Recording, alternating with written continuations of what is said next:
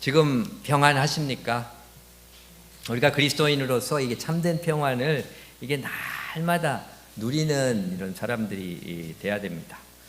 이게 다른 모든 것을 다 가져도 우리가 참된 안식을 얻지 못한다면 참 온전한 그리스도인의 삶을 산다고 이야기할 수가 없습니다. 우리가 성경을 한마디로 얘기하면 이게 샬롬의 책이다. 이 샬롬은 이제 영적, 혼적, 육적 모든 면에 이제 전인적인 평화를 의미하잖아요. 이 성경은 평화의 책입니다. 참된 평화의 책입니다. 그래서 우리가 신앙생활하면서 이 말씀을 통해서 이 쉼의 열매를 이렇게 거둬야 됩니다. 우리 교회 올해표가 이제 누가복음 8장 15절 말씀으로 말씀을 지키고 인내로 열매 맺는 교회인데요. 이 열매 중에 맺어야 될 열매가 이 평안의 열매입니다. 사람이 신앙생활하면서 점점 피스풀해져야 돼요. 신앙생활하면서 점점 불안해지고 그렇게 불안정하다면 이게 신앙이 성장하지 않고 뭔가 문제가 있다고 하는 것을 그렇게 이야기를 합니다. 이제 오늘 본문 말씀을 통해서 진정한 이제 쉼의 열매를 맺는 길에 대해서 묵상을 합니다. 예수님이 말씀하시잖아요. 이제 당신께로 오라. 그렇게 해서 이제 참된 쉼을 누리라고 그렇게 이제 초대를 하고 계십니다. 오늘 말씀이 온전한 말씀의 열매를 맺는 길로 이제 초대하시는 겁니다. 예수님이 이렇게 초대하죠. 수고하고 무거운 짐진 자들아 다 내게로 오라. 내가 너희를 쉬게 하리라. 참된 쉼은 예수님께 갈 때 누리는 겁니다. 돈으로 갈 때, 뭐 권력 쪽으로 갈 때, 사람 좋아하는 사람으로 갈 때, 뭐 여러 가지 세상 것으로 간다고 해서 거기에 참된 평화가 있는 것은 아니죠. 일시적으로 그렇게 목마름을 그렇게 달래줄 수는 있지만 궁극적으로 그게 참된 평화를 주는 길이 될 수는 없습니다. 오직 예수님께 진정한 쉼이 있다고 말씀하는 거죠. 그래서 내가 그 쉼을 주겠다고 우리를 부르십니다. 예수님은 우리에게 찾아와 주시고 하늘 보좌 버리시고 근본 하나님의 본체시나 하나님과 동등됨을 취할 것으로 여기지 아니하시고 자기를 이 땅에 오셨잖아요. 그리고 우리를 초대해 주십니다. 이것이 얼마나 귀하고 감사한 일인지 깨달아야 됩니다. 정말 하나님의 독생자인 예수님이 하늘 보좌 버리시고 이 땅에 오셔서 우리를 당신께로 이렇게 인도해 주신다는 것이 얼마나 이렇게 감사하고 귀한 일인지 이게 깨달아져야 돼요. 이게 영적으로 성숙해지는 길입니다. 아유, 뭐 예수님이 오셨대 그러네. 말씀을 통해 오셨나 보네. 뭐 이런 식으로 생각하면 이게 영적으로 그렇게 성숙한 게 아닙니다. 자녀가 철들면은요, 부모가 하나 했던 말, 하나 하신 게 얼마나 귀하고 감사한 일인지 깨닫게 되잖아요. 철없을 때는 왜 자꾸 그런 말 하세요? 그리고 그냥 한쪽으로 듣고 한쪽으로 흘리고 부모님이 계시고 나한테 뭐 그렇게 신경 써주시는 게 그렇게 은혜인지 모르고 귀찮게 생각하고 그럴 수도 있는데 이게 철이 들면요, 그게 얼마나 큰 은혜인지 그거 깨닫지 못하고 돌아가신 다음에 그냥 울고 참여하는 경우도 많고요. 그렇잖아요. 그러니까 예수님이 하나님의 독생자인 그분이 우리에게 오셔서 당신께 부르신다고 하는 게 얼마나 귀하고 감사한 건지 우리가 깨달아야 됩니다. 이 세상은요, 참 그렇게 힘든 것입니다. 이 세상에요, 제일 힘들고 서글픈 것이 사람들이 나를 찾지도 않고 연락도 안 하는 겁니다. 잊어버리는 겁니다. 그게 제일 힘든 겁니다. 많은 사람들이 병들고 뭘 잃어버리고 그런 것보다 잊혀지는 게 더 힘들다고 그러거든요. 내 자신이 사람들의 관심에서 사라지는 게 어려운데요, 지금 이 세상은요, 사람들을 얼마나 잘 잃어버리는지 모릅니다. 무관심하고 참 매정한 것이 이 세상입니다. I don't care about you. I care about me, my family. 나 자신하고 내 가족만 급하니까 당신은 내가 신경 쓸 겨를이 없습니다. 이게 이 세상의 논리입니다. 사람이요, 연락이 끊어지고 혼자 쓸쓸하게 고독사하는 사람들을 보면요, 마지막까지 연락을 끊지 않는 사람이 있대요. 가족입니까? 친구입니까? 채권 추심 기간이래요. 빚쟁이. 참 슬프고 아이러니한 현실이 아닐 수가 없습니다. 특별히 사람들이 자기들끼리 모여서 재밌게 지내면서 나를 외면하고 무시하고 그렇게 소외시킬 때 정말 힘들고 괴롭습니다. 이 사람의 멘탈에 따라서 그 느끼는 정도가 틀려요. 이 멘탈이 강하고 이렇게 안정감이 있는 사람은 그래, 날 왕따 시켜라. 그냥 나는 나 혼자 재밌게 살란다. 그러고 그냥 극복합니다. 그런데 멘탈이 약한 사람들은요, 정말 이런 거 당하면서 얼마나 불안과 고통이 큰지, 그리고 정말 삶의 의욕까지 다 잃어버리는 경우도 있습니다. 우리가 모두요, 자의반 타의반 이런 일들을 수시로 무시로 경험하며 삽니다. 가정에서, 또 직장에서, 교회에서, 사회에서 이런 어떤 소외감과 외로움과 불안과 큰 아픔을 경험하면서 사는 겁니다. 이게요, 인간 소외 문제라고 그러잖아요. 소위 인간 소외 문제. 이 사람이 많이 있는데도 외로운 거예요. 우리가 바다에 표류할 때 바닷물이 아무리 많다고 마실 수 있습니까? 못 마시잖아요. 아무리 주변에 사람이 많은데 그냥 그 외로운 거예요. 그게 더 외로운 겁니다. 그런 인간 소외 현상은 참 인간의 타락으로 인해서 생겨난 그런 영적인 현실입니다. 그래서 사람들이요, 옛날에 창조가 제대로 돼서 살 때는 서로 사랑하며 밀접하게 돌보고 항상 연락하고 가깝게 살았는데, 죄 짓고 나서는 숨기 시작했습니다. 하나님으로부터 숨어지고 또 서로에 대해서 숨어집니다. 정직하게 참 솔직하게 자기 자신을 보이면서 관계 맺기를 꺼려합니다. 두려웠기 때문에 그렇습니다. 서로 간에 솔직하고 시원하게 마음을 열고 그렇게 함께 할 수 없는 존재, 두려움 때문에, 체면 때문에, 혹은 이제 안 좋은 감정 때문에 서로 마음을 그렇게 열지 못하고 멀리하고 소외시키고 소외되면서 외롭고 불안하게 그렇게 살아가는 게 우리의 현실이 아니겠습니까? 그래서 우리의 마음이 불안하고 참 힘든 겁니다. 그러니까 우리가 이런 것들을요, 우리의 세상 방식, 내 방식으로 그렇게 해결해 보려고 그렇게 노력을 그렇게 합니다. 여러 가지 것들을 채워가지고 그렇게 이런 부분들을 이렇게 해결해 보려고 그렇게 하는데, 그런 볼수록 더 힘든 거예요. 이런 영적인 문제들을 세상적 방식으로 해결하면 그건 마치 이제 목마르다고 술을 마시는 것과 같습니다. 목마른데 술을 마시면요, 알코올이 우리 몸의 수분을 빼앗아 갑니다. 탈수를 가중시키고 목과 그렇게 성대 점막을 건조하게 만들어서 더 심한 갈증, 통증을 그렇게 유발합니다. 그러니까 이제 술을 마시게 되면 그게 목마름이 더 심해지잖아요. 그런 것처럼 우리의 영적인 문제를 참 인간적인 방법으로 해소해 보겠다고 그렇게 노력하고 밤이 맞도록 해문할수록 더 통증이 오고 더 불안이 오고 더 고통 속에 빠져들어갑니다. 그 불안감, 소외감, 외로움의 이 힘든 감정들은 세상적 방법으로 해결할 수가 없습니다. 이게 더 큰 불안과 고통을 유발하는 원인이 됩니다. 구약에서 야곱이 그렇잖아요. 야곱이 그냥 아버지가 형 에서만 그렇게 편애하니까 얼마나 마음이 고통스러웠습니까? 그가 힘들고 그냥 외롭고 불안하고 화도 나고, 그거를 인간적인 방법으로 해결해 보겠다고 형 에서한테 팥죽을 팔아가지고 장자권을 사고, 또 아버지를 속여가지고 그냥 형의 장자 축복을 그냥 훔쳐가고, 그렇게 했지만 그게 해결이 됐습니까? 진짜 평안과 만족을 누리지 못합니다. 그리고 갈등만 더 심해졌습니다. 그게 이제 에서의 마음에 격동을 일으키고 살해 위협을 하잖아요. 그냥 죽이겠다고. 결국은 이제 정든 고향집을 떠나가지고 타향에 가서 그냥 20년 동안 그렇게 헤매는 불행한 일을 당하게 됩니다. 참, 우리의 심령과 우리의 마음이 어떻습니까? 참된 평안이 있습니까? 정말 샬롬의 어떤 전인적인 평안을 그렇게 누리고 있습니까? 그러니까 우리가 퍼펙트하게 누리기는 다 힘들잖아요. 그러니까 우리가 계속 그리스도인의 완전을 향해서 그렇게 나가는 겁니다. 그러니까 퍼펙트한 피스를 우리가 누릴 수 있다면 어떠한 상황 속에서도 흔들리지 않는 완벽한 평안함을 우리가 누리기를 추구합니다. 그게 신앙의 이상입니다. 우리는 자연스럽게 살라고 사는 게 아니라고 늘 얘기했잖아요.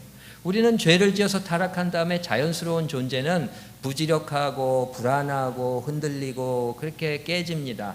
이거를 벗어나서 우리의 신앙의 이상을 향해 나가는 겁니다. 예수님처럼 어떠한 상황 속에서도 흔들리지 않는 평안함을 누리는 그런 존재가 되기를 원해서 그렇게 이제 신앙생활을 하는 겁니다. 그래서 그런 존재로 만들어 주시겠다고 예수님이 우리를 부르십니다. 나한테 나와라. 그러면 내가 이 평안을 주겠다. 그렇게 이제 초대를 하시는 거죠. 그 평안의 초대로 대해서 응해야 됩니다. 우리가 참된 쉼을 누리기 위해서는 말씀으로 나가야 됩니다. 29절을 보면 나는 마음이 온유하고 겸손하니 내 멍에를 메고 내게 배우라. 그렇게 얘기하잖아요. 이 멍에는요, 이게 슬라이드 한번 넘겨주시기 바랍니다. 이 두 마리 소가 함께 밭을 갈거나 아니면 수레를 옮기도록 그렇게 나무로 메어서 그렇게 연결시키는 그런 겁니다. 무거운 틀을 말합니다. 두 마리 짐승이 한 멍에를 메고 일을 하니까 이게 밸런스가 잘 맞아야 됩니다. 균형이 잘 맞아야 됩니다. 그런데 어떤 한쪽 짐승이 다른 짐승보다 훨씬 힘이 세고 강해서 그냥 치고 나가면 다른 약한 짐승은 따라가지 못하니까 질질 끌려가게 돼 있습니다. 약한 짐승 너무나 힘들고 지쳐서 나중에는 탈진해서 쓰러지게 됩니다. 이 세상 멍에를 함께 메고 가면요, 우리가 여기 있고 세상이 멍에를 우리를 메고 가면은요, 우리를 끌고 갑니다. 세상은 항상 그렇게 해요. 성공해야 된다, 이겨야 된다, 잘 살아야 된다. 계속 그렇게 우리를 몰아붙여 갑니다. 강압적이고 교만하고 아주 무자비하게 우리를 끌고 가는 거예요. 우리 인정사정 보질 않습니다. 우리가 연약하던, 우리가 어떤 상태에 있던 신경 안 씁니다. 세상은 그냥 무자비하게 멍에를 메고 끌고 가는 거예요. 그러니까 우리가 세상의 가르침과 그 기준에 맞추기 위해서 끌려옵니다.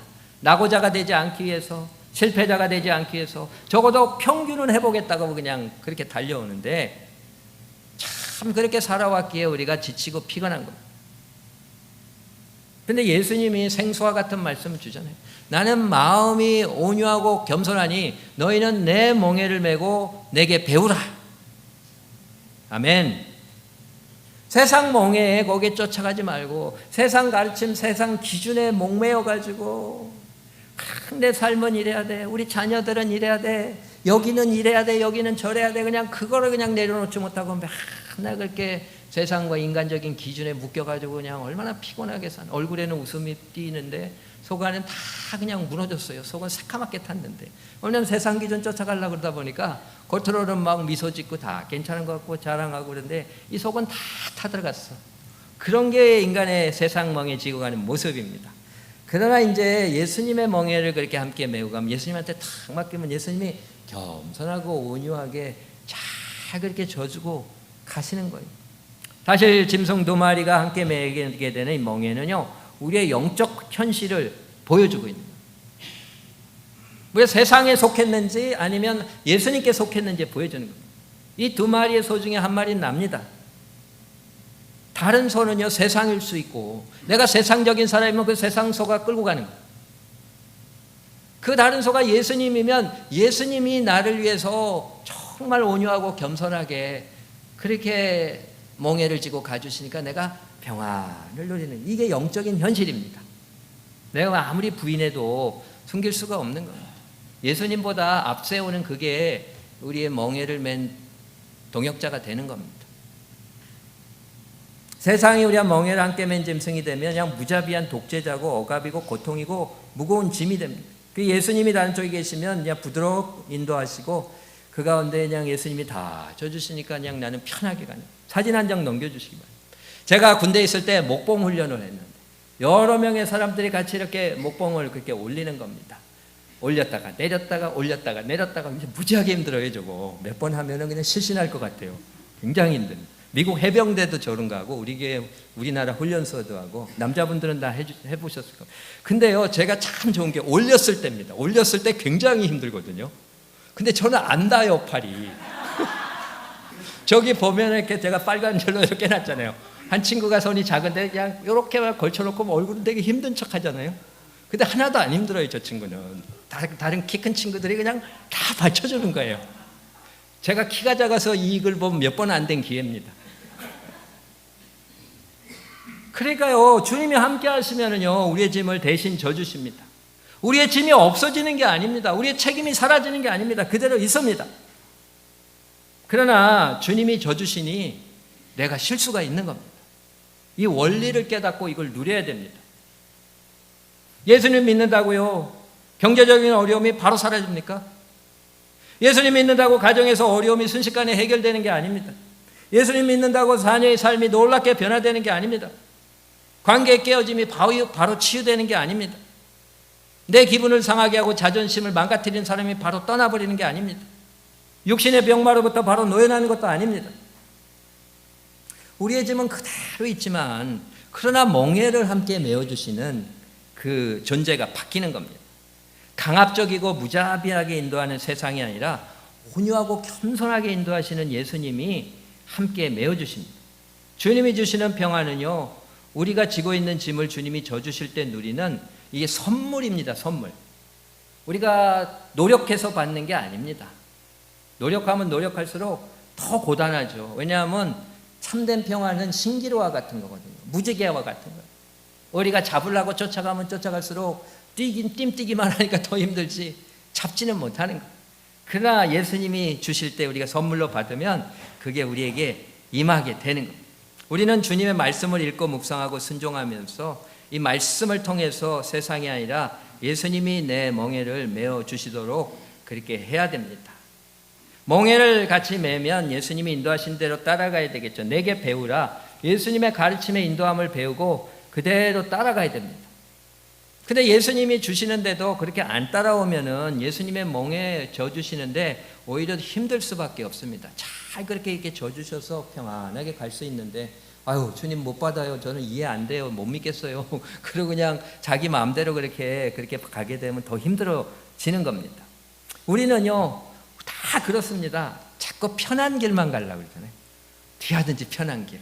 그게 사실은 넓은 문 넓은 길일 경우가 많습니다. 근데 예수님은요 우리를 당신의 길로 인도합니다. 더 좋은 길로 인도합니다. 완전한 길로 인도합니다. 예수님이 그러시잖아요. 나는 길이요 진리요 생명이니 나로 말미암지 않고는 아버지께로 올 자가 없느니라. 할렐루야. 그 길이 때로는요 돌짝밭 길이 되기도 하고요 자갈 길이 되기도 하고요 또 진흙탕 길이기도 합니다. 도저히 이해가 안 되고 받아들일 수도 없고 너무 힘들고 괴롭고 도대체 이게 뭡니까? 신앙생활 한다는 의미가 뭡니까? 뭐 나를 늪으로 빠뜨리려고 그러십니까? 막 이러면서 어떤 탄식이 나오고 원망이 나올 수 있는 그런 처지가 될 수 있기도 하는데요. 그러나 끝까지 주님을 믿고 그냥 따라가야 됩니다. 그렇게 갈 때에 정말 우리가 평안을 누릴 수 있고 아버지께 나가게 됩니다. 우리는 예수님의 말씀을 들으면서 예수님이 인도하시는 길이 가장 좋은 길임을 굳게 믿고 지금 힘들고 어려워도 지금 아무리 괴롭고 힘들어도 사람 생각하지 말고 사람 말 하지 말고 육체의 생각에 끌리지 않고 예수님의 말씀을 묵상하면서 기도하고 그 길을 따라가야 됩니다. 아주 그냥 간단한 예로 말씀 읽어야 되는데 아유 힘들어 그냥 인터넷 보고 그냥 TV 보고 그냥 밖에 나가서 딴 일하고 딴 생각에 그냥 빠져들고 그게 아니라 정말 말씀 안으로 그렇게 빠져들어가야 됩니다. 정말 진지하게 온전히 말씀 속에 들어가는 그런 시도를 우리가 해야 될 줄 믿습니다. 어떤 분이요 예수님의 뜻을 먼저 구하고 그 뜻을 따라가면 우리의 마음이 평안하고 삶이 더 풍성해진다고 하는 거 이제 숫자의 비유로 얘기를 합니다. 그분은 이제 하나님의 숫자가 1이고 그 숫자 비유입니다. 그리고 이제 우리의 숫자는 0이 되는 거예요. 그래서 하나님의 뜻을 하나님의 말씀을 귀히 여기고 하나님의 나라와 의를 먼저 구하고 그렇게 해서 앞세우면 하나님의 숫자가 1이잖아요. 그리고 내게 뒤에 0가 되잖아요. 그러면 뭐가 됩니까? 10이 되잖아요. 하나님의 뜻을 2번, 3번, 4번 그렇게 계속하면 110, 1110, 110, 1110 이렇게 자꾸 커진다는 거예요. 좁은 길로 들어가면 점점 넓어진다는 거예요. 주님의 뜻을 따르면 하나님의 나라와 그 의를 먼저 앞세우고 구하면 이 모든 것을 너에게 더하시리라 그렇게 얘기하잖아요. 근데 내 뜻을 먼저 하려고 내 쾌락과 내가 원하는 것을 먼저 앞세우면 0이 앞에 들어가지 않을까? 1이 뒤로 들어가지 않을까? 0.1이 되고 0.001이 되고 0.00001이 되고 가면 갈수록 힘들어진다는 거예요. 공간이 좁아지고 여유가 사라지고 내 뜻을 추구하게 되면 나중에 정말 여유가 없어지고 사람이 흔들리게 되는 거예요. 불행해지는 거예요. 우리는 항상 예수님을 우리의 주인이요 인도자로 삼아서 그분의 말씀을 앞세우고 살아야 됩니다. 복 있는 사람은 여호와의 율법을 즐거워한다고 그러잖아요. 주야로 묵상한다고 그러잖아요. 말씀대로 살아야 됩니다. 말씀이 우선이 돼야 됩니다. 늘 말씀드리는 나보다 먼저 온 것은 다 절도요 강도가 된다고 하는 사실을 깨달아야 됩니다. 하나님은요 참된 쉼을 체험하고 누리라고 하십니다. 마음의 쉼을 얻으라. 내 멍에는 쉽고 내 짐은 가벼움이라. 그 말씀을 듣고 말씀대로 따라가게 될 때에 쉼이 있는 겁니다. 담대함에 임합니다. 스데반이 그러잖아요. 예수님의 말씀에 충실한 사람이었고 그 믿음 위에 섰던 사람이었기 때문에 유대인의 살해 위협과 돌을 던져서 죽이는 그 상황 속에서도 그 얼굴이 천사 같다. 우리가 얼마나 많이 무너지는지 모릅니다. 그냥 나의 감정을 자극했다고 그 생각이 무너지고 얼굴 표정과 이 말과 이 행동이 막 무너지는 우리네 모습을 보면서 얼마나 우리의 연약함을 보게 되는지 모릅니다. 저도 그런 부분들을 보면서 얼마나 제 자신이 아직도 연약하고 더 그런 주님의 평안이 필요한 사람인구나 하는 것을 깨닫는지 모릅니다. 우리가 세상 매던 멍에를 내려놓고 예수님과 멍에를 매야 됩니다. 그럴 때 이제 진정한 평안과 쉼을 누리게 되는 거죠. 우리는요, 그냥 종종 문제가 해결되면 평안을 줄 수 있겠지, 형편이 나아지면 좀 좋아지겠지, 쉴 수 있겠지, 그렇게 생각하는데, 그러나 그렇게 안 됩니다. 인간의 삶이라는 건요, 하나가 해결되면은 다른 게 일어나고, 또 하나가 만족되면 두 개가 필요하고, 이 마음과 이 형편은요, 계속 유동적이고, 계속 또 그렇게 우리에게 더 나은 거, 더 좋은 거 요구하는 그런 모습입니다. 그래서 우리가 형편이 나아지고 문제가 해결돼서 평안을 누리는 게 아닙니다. 참된 평안은요, 어떤 방법을 써서 얻게 됐거나 상황을 통제해서 얻게 되는 어떤 안정감이 아니라 예수님 안에서 회복되는 삶의 질서입니다. 대처의 무질서, 케이오스를 하나님이 말씀으로 창조하시잖아요. 가스모스로 질서를 부여하실 때 평안이 그렇게 임한 겁니다. 그것이 창조의 질서, 삶의 온전한 질서가 이루어진 그 모습입니다. 그런데 내 삶을요, 참 세상적인 멍에로 세상 거를 먼저 추구하고 그다음에 하나님 거 추구하게 되면 이 순서가 메스업 되는 거예요. 아무리 좋은 거 가져도 하나님보다 그게 앞세워지면 우리의 삶의 질서는 다 메스업이 돼가지고 뒤죽박죽이 돼가지고 혼동스럽고 혼란스럽고 안정감이 없고 고통을 그렇게 이제 당하는 겁니다. 그게 이제 주님이 주시는 이 선물의 평안은 환경에 흔들리지 않는 그런 무조건적인 평안 아니겠습니까? 세상의 평안은 조건적입니다. 그래서 예수님이 내가 주는 평안은 세상이 주는 것과 같지 않다고 그렇게 얘기를 합니다. 이 참된 평안은요, 항상 예수님이 함께 하실 때 이루어지는 겁니다. 우리가 예수님과 함께 하면요, 다른 모든 것이 없어도 평안합니다. 그러나 우리가 다른 모든 것을 가져도 예수님이 안 계시면 불안합니다. 이게 영적인 현실입니다. 이거를 부인할 수가 없습니다. 아무도 부인할 수 없습니다. 예수님이 우리와 늘 함께 하실 때, 그 예수님의 임재라고 그러잖아요. 항상 말씀을 드리잖아요. 그러니까 우리는 예수님의 임재를 이루어야 됩니다. 우리 배우자가 함께 할 때 얼마나 평안합니까? 근데 배우자가 떠나시면 얼마나 불안하고 힘이 듭니까? 예수님이 함께 하셔야 됩니다. 예수님의 부재는 우리의 불안의 원인입니다. 예수님이 항상 함께하는 하나님의 임재는 어떤 한 번 따면 계속 유효기간까지 유효한 자격증 같은 게 아니고요. 항상 말씀 속에 살아야 됩니다. 말씀을 읽고 듣고 묵상하고 참 주님 안에 살아야 됩니다. 그럴 때 우리에게 평안이 임합니다. 말씀을 대수롭지 않게 생각하지 마시기 바랍니다. 어쩌면은요, 말씀을 그렇게 중요하게 생각하지 않았을 수가 있습니다. 우리가 거기서 기본이 세워지지 않은 그런 모습이 있을 수 있습니다. 우리가 정말 말씀을 진지하게 대하고 말씀 속으로 깊이 들어가고 항상 말씀 속에 살아서 주님의 임재함 속에 정말 진정한 쉼을 누리는 체험이 있는 간증이 있는 한 해가 되기를 주님의 이름으로 축원합니다. 정말 말씀 속에서 나 예수님 만나고 맨날 예수님 속에 살아. 그랬더니 나한테 지금 불안이 없어졌어. 얼마나 내가 불안이 많았는지 몰라. 애들 때문에 힘들었고 집안에서 그냥 해결되지 않는 문제 가지고 그냥 질질 끌고 다니면서 얼마나 힘들었는지 몰라. 여기저기서 그냥 당하는 외로움과 고통들, 참 무례한 일들 당하면서 내 마음 얼마나 무너졌는지 몰라. 근데 말씀을 묵상하고 말씀 속에 살면서 나 그런 거 이제 신경 안 쓰게 됐어. 난 정말 마음 편해. 이런 고백이 아무로부터 터져나오는 그런 성도가 되기를 바랍니다. 유기성 목사님이란 분이 이제 예수 동행일기라는 그런 이제 책을 쓰고 그런 무브먼트를 하고 있는데 거기에 이제 영감을 준 분이 이 프랭크 루박이라는 선교사입니다. 그분이 이제 1915년부터 필리핀 선교사로 이제 섬기는 미국 선교사인데 늘 고민을 했어요.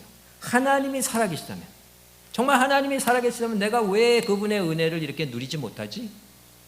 이런 고민이 많았어요. 그래서 이제 그분이 하나님이 살아계시고 내게 은혜를 베푸시기를 원한다면 내가 항상 그분을 바라보며 그분과 함께하는 삶을 살아야 되겠다. 그분이 주신다고 하면 내가 받을 준비를 해야 되겠다. 노력을 해야 되겠다. 그렇게 한 겁니다.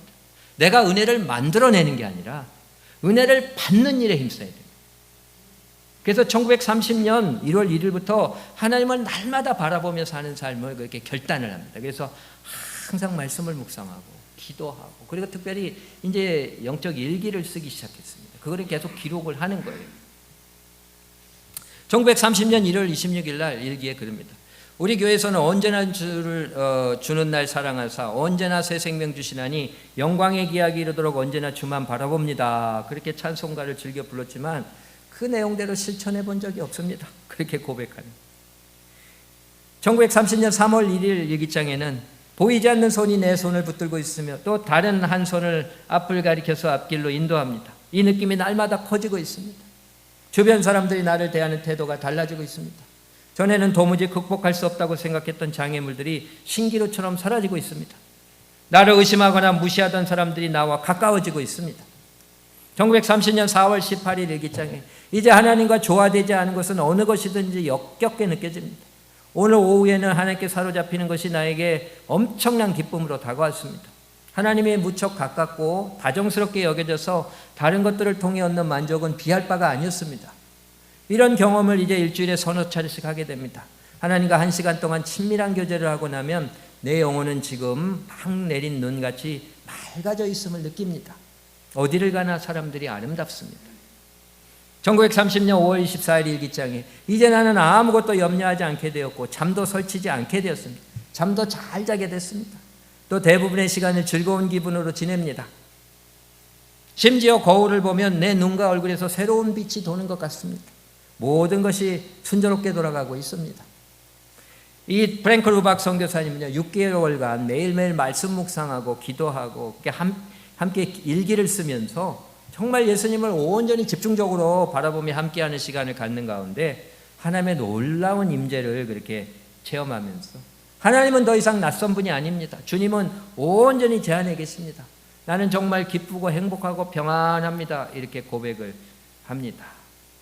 참 우리가 이러한 예수님의 임재 체험 속에 세상이 줄 수 없는 진정한 평안을 누리게 될 수 있기를 바랍니다. 얼마나 좋습니까? 평안이 임하고 어떤 사람들에게도 과도되지 않고 잠도 잘 자고 그냥 모든 면에서 그렇게 은혜로운 삶이 그렇게 펼쳐진다면 얼마나 꿈 같은 얘기입니까? 우리도 한번 이 사순절에 한번 해봤으면 좋겠습니다. 이 예수님의 임재와 또 그분이 주시는 참된 평안의 체험을 누리는 그런 시도를 우리가 함께 해보기를 원합니다. 우리가 참 말씀 앞으로 가야 됩니다. 그냥 사람 때문에 그냥 속상해가지고 그냥 안 좋은 생각 그냥 꽉 채우고 그 연탄가스 맞고 그냥 사는 거 똑같아요. 머리에다 연탄가스 집어넣고 골치가 아파 그 사람 때문에. 그러면 그냥 안 좋은 일 겪으면 그냥 그거 잃어버리지 못해가지고 그냥 독가스를 그냥 안에다가 집어넣고 사는 것처럼 그렇게 고통을 당하고 잠도 못 자고 그러니 이게 어떻게 예수 믿는 자의 모습입니까?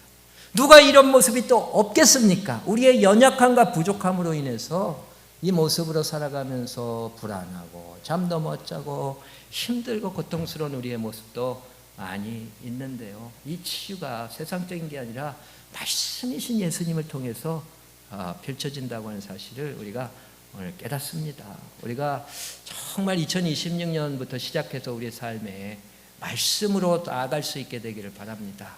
예수님, 나 너무 힘들어요. 나 좀 도와주세요. 나 좀 살려주세요. 나에게 진짜 참 평안을 주셔서 좀 그리스도인답게 살게 해주세요. 좀 행복하고 평안하게 살게 해주세요. 이 간절한 마음을 가지고 말씀을 읽고 듣고 말씀대로 살아가는 가운데 주님이 우리에게 멍에를 그렇게 대신 내주시고 우리 무거운 짐과 수고를 내려놓게 하시고 참된 평안을 누리면서 또 세상에 그 평안을 나눠주는 평안의 사도들이 될 수 있기를 주님의 이름으로 축원합니다. 기도하시겠습니다. 사랑의 하나님, 하나님의 말씀, 이 성경이 바로 샬롬의 책이요 평안의 책이어서 우리가 이 말씀을 통해서 참된 평안을 얻게 되는 줄 믿습니다. 이제 예수님이 그 말씀 당신에게로 오라고 초대하시는데 그 초대에 응해서 나가는 자들이 되게 하여 주시옵소서. 말씀을 예수님으로 알고 다른 생각하지 말고 다른 거 하지 말고 온전히 말씀 읽고 듣고 또 말씀의 뜻을 따라가는 일에 헌신하는 가운데 주님이 나와 함께 해주시고 주님이 내 멍에를 메워주셔서 나를 모든 수고와 무거운 짐으로부터 노연하게 해주시는 참된 평안을 누리는 체험을 하게 하여 주시옵소서. 날마다 이런 삶을 살아가며 이 체험이 일상이 될 수 있도록 도와주시고 주님이 부르시는 그날까지 흐트러짐 없는 삶의 질서 속에서 주님이 주시는 참된 평안을 마음껏 누리며 살아내고 살아계신 하나님을 증거하는 인생들이 될 수 있도록 축복하여 주시옵소서. 이 모든 말씀 우리에게 참된 평안을 주시는 예수님의 이름으로 기도드렸습니다. 아멘.